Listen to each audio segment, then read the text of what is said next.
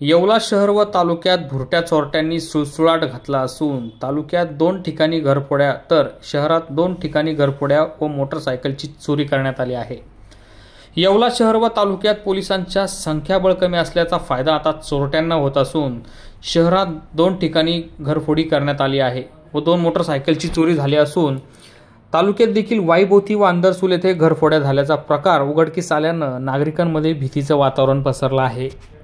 येवला शहरातील बाजीराव नगर येथे मनोज जगन गुडेकर यांच्या निवासस्थानी मध्यरात्री 2 वाजेच्या सुमारास चोरट्यांनी घरातील दरवाजाचे कुलूप तोडून आत प्रवेश केला।